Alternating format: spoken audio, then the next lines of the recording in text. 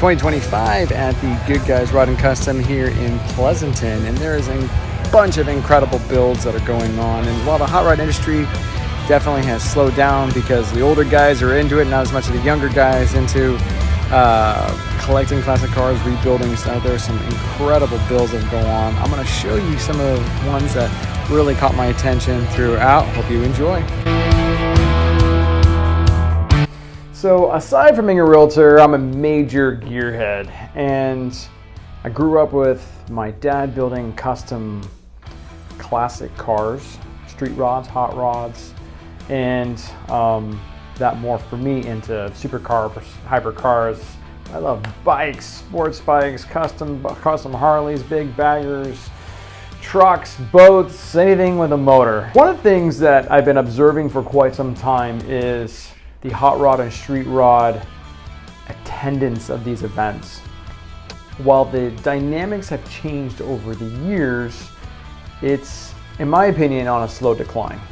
There is some gorgeous builds and things that are different now, because as I grew up, it was a lot of the baby boomers that were really a part of that car culture. And if you think about even the timeline, what they grew up, you know, a lot of these guys grew up in the 60s, late 50s, and the hot rod street rod industry really started getting going in the 50s and 60s, and yeah, into the 70s, and then carried on. And you know, some of these machines are absolutely gorgeous, beautiful builds, incredible motors and drivetrains, high-performing cars, and some things are just so sleek, some things that are so just beautifully crafted for these long cruising tours.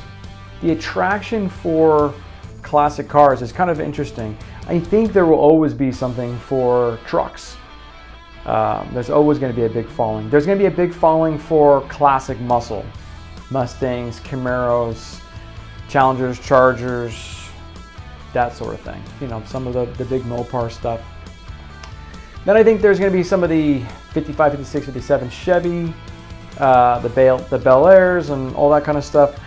So those classic 2-doors, 4-doors, and then some of the Cadillacs and things like that. So that's not to say that was a complete list, of course not.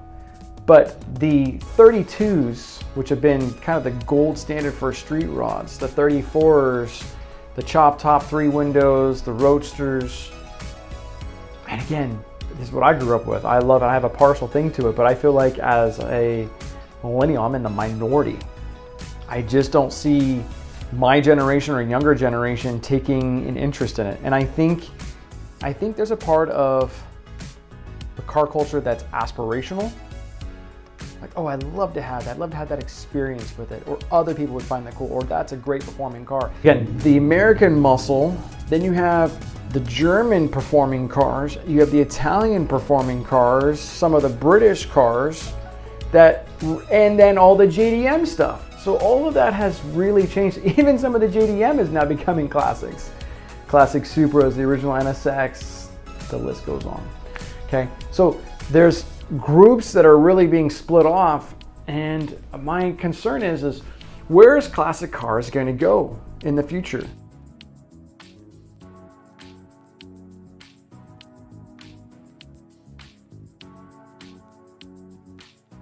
Will there just be these incredible, amazing deals, which by the way, there already are, okay, where you could pick up a big V8 high-performing motor in a 1932 Ford Highboy Coupe or Roadster for a song?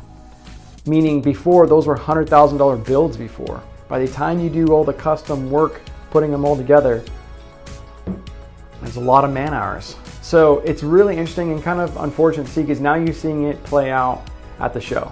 You know, granted, I went on a Sunday, so I want to highlight some of these things, but the culture is just, it's just not there as much. The vendors aren't bringing out as much stuff anymore. So anyway, not to go on too much of more of a rant, but put a comment below.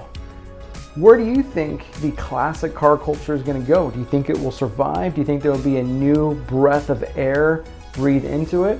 Because hypercars and supercars are, for a lot of people, unattainable. It's very, very expensive. But now when you've had 30, 40 years of high-performing Porsche, Mercedes, BMW, Aston Martin. You can pick up a DB12 for under $30,000. You're talking about a V12 motor. Excuse me, a DB9. Okay, for the V12 motor, or a V8 Vantage, or an M6.